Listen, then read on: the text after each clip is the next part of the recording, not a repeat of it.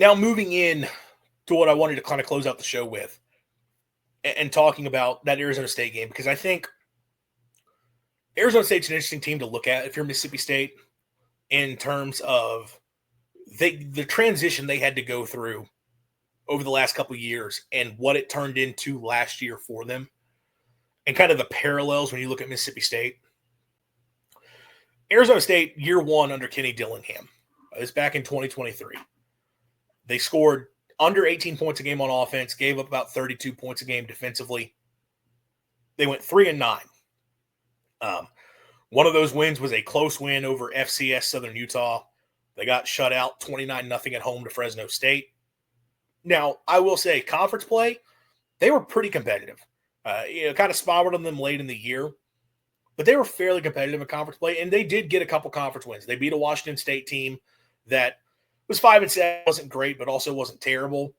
They beat a UCLA team that was 8 wins, and that UCLA win was very interesting. That was a game where Arizona State basically played the swinging gate formation because they had 1 million injured offensive linemen and receivers, and they just had to kind of just go with a random approach for one game, and it worked because UCLA just wasn't ready for it. But they played tough, and they at least showed, okay, this thing's in a really rough spot, but they can kind of build out of it. Austin, if Mississippi State gets in a shootout with Arizona State and Starkville, do you think they could go blow for blow with them? I think State could be equipped to go win a shootout. I think State could be equipped to win a shootout with a lot of teams this year. I like what they've got offensively. But going back talking about Arizona State, that was a rough year one for them. And they had to completely flip the roster after that. They brought in 30 transfers, a ton of new pieces on the offensive line, a ton of new pieces to the defensive line. Talked about getting bigger on the defensive line as one of the big points of emphasis for them to not just get pushed around. They brought in a lot of skill pieces that they were going to have to rely upon. Brought in a quarterback. They were kind of a brand new team going into last year. And expectations were not high for them. I think everyone recognized, it's going to be tough for them to be worse, but they were picked last in the Big 12 for a reason. It looked like this is clearly the bottom team within the Big 12. And they open up the year.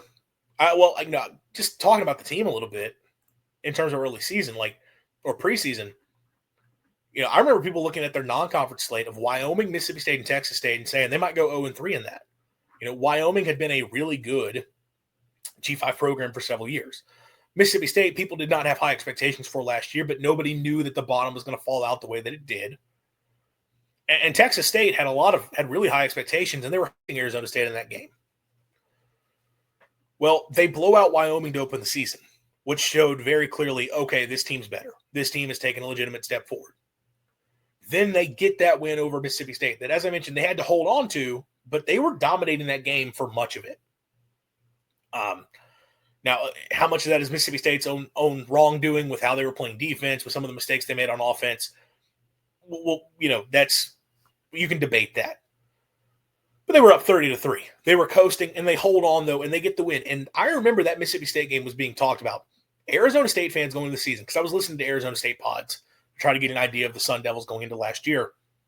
That game was circled as this is the opportunity to show we've moved forward. This program is moving in a new direction. This program is ready to compete and at least be a bowl team and move forward. They get that win in front of their home fans. They had a great student section that night, and it really gave them momentum. Then they go and they beat Texas State on the road. And that was a game that was, Texas State was ahead and ended up kind of trailing late. It was a back and forth affair, but they found a way to get a win. Now, look, they did lose the next week at Texas Tech, but they started off the year 3-0 when a lot of people were talking about they could be 0-3. And that set momentum for them for the rest of the year. And I think Mississippi State, you kind of look at that and say, can State do something similar? Now, I am not at all talking about State jumping towards being a playoff team. That's not what this is. Arizona State playing in the Big 12 certainly helped that. Arizona State also had a lot of close game luck. I think they went 6-2 in one-score games when it was all said and done. They typically did a pretty good job in those competitive close games, and that's why they were able to have the season that they did. But they They flipped the roster in one offseason. I talk about flipping the trenches. That was a big thing that they had to do. They got much stronger up front after being terrible on the offensive line the year before. Some of that was injuries. It was not just a talent thing. They were really banged up in 2023, stayed healthy in 2024. Their defensive line became pretty good when it was all said and done. And you look at all the other pieces on their team really settled in. And as I mentioned, going into this season, they have a roster full of guys that NFL scouts are interested in.